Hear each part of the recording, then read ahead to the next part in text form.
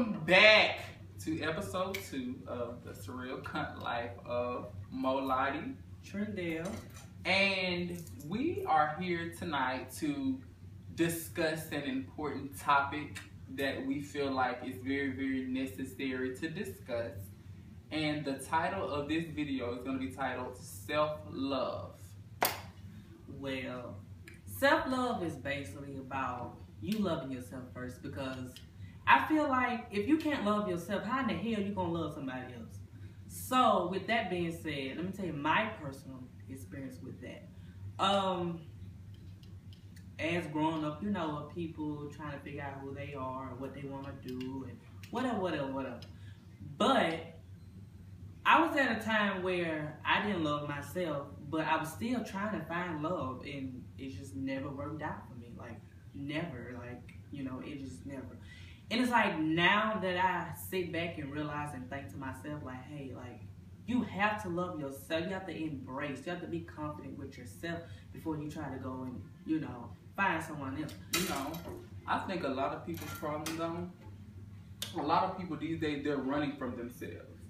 Because in today's society, like I said before, everybody wants to be the same. Everybody's scared to be different. Nobody wants to be that person to stand out because they're afraid that people are going to torment them or bully them or lash into them or whatever the case may be. But you have to love yourself. It's very, very important for you to love who you are.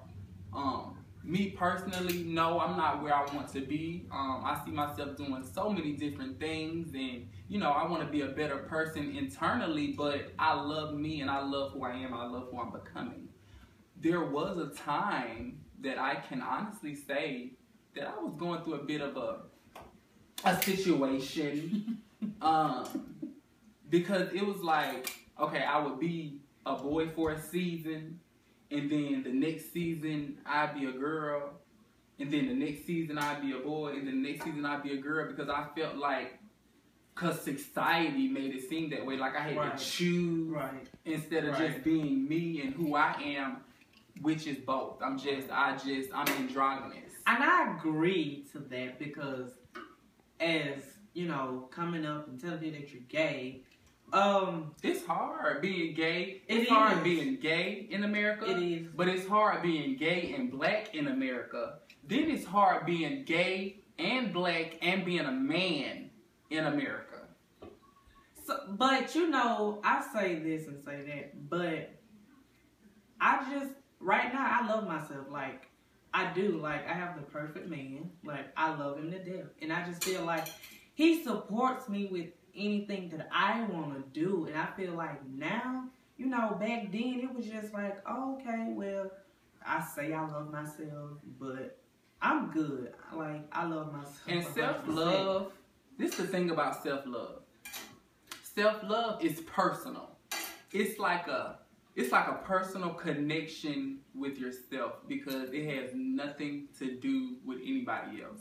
And sometimes that self-love can be so strong. Well, with me, I'm gonna make this personal. With me, my self-love has gotten so strong over the years to the point where sometimes I feel like I'm being selfish about, you know, maybe a decision I'm making in my life or the way I choose to do certain things or say certain things. And, you know, I mean, I can take criticism, constructive criticism, but I love me. I know what I want. I know how I want things to look, and I know how I want things done. And I think that all falls under the category of self-love because it's being sure of you. Right. And there's a difference between, I'm going to say that there's a difference between being confident and having self-love and being conceited. Because loving yourself and, you know, being proud of who you are and, you know, all of those good things and having confidence, that's, like I said, that's personal. You know, it has nothing to do with anybody else. Conceitedness is you doing that and being that a certain type of way to tear someone else down and to make somebody else feel belittled or, you know, try to lower their self-esteem or whatever it may be. But bitch, I love me some me. That's all I got to say. I love me. And I encourage everybody out there to get to know you love you. Be different. Don't be afraid to be different. Don't be afraid to step outside the box. Try some new shit. Stop trying to be like the next bitch. We were not put here for everybody to be the same. Well, some people still feel like that, so. And that's crazy to me. So that's really, really crazy to me because I'm the type of person, I don't want to be compared to anybody else. I don't want to look like anybody else. And I feel like that's my drive. Even when I put my clothes on, bitch, I just want to be stupid and look ridiculous because I don't want to look like nobody else. Bitch, I'm different. Yes, I'm different. You're different. I'm on my 2 chains.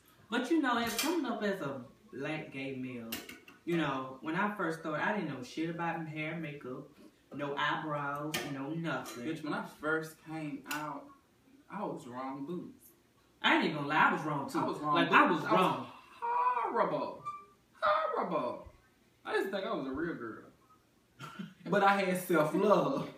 I loved me. With my wrong ass, I loved me. That's one thing a bitch couldn't say. I was wrong as hell, but I loved my wrong ass. But I hid it for so long, though. Like, I just hid it for so long. Because I wanted to wear hair, but I just didn't know how to. You know what, though? I feel like out and, you know, society really makes... Like, I'm not making excuses for down low men at all. Oh, shit. I'm not. I promise you I'm not. I ain't making no excuses for y'all motherfuckers. Because down low men, y'all some... I don't mess with down low men. But I understand because society makes it just seem like being gay for men is just the worst thing in the world to be. And they fucking ridicule the fuck out of us and gay bash us and beat us up and stuff.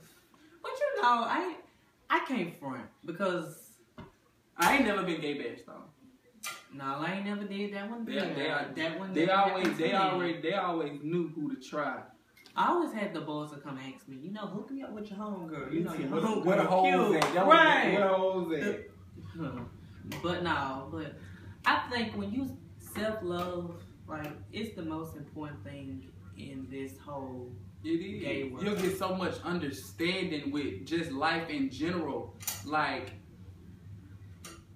everything will start to make sense with yourself. Like, you just gotta understand. You gotta get to know you.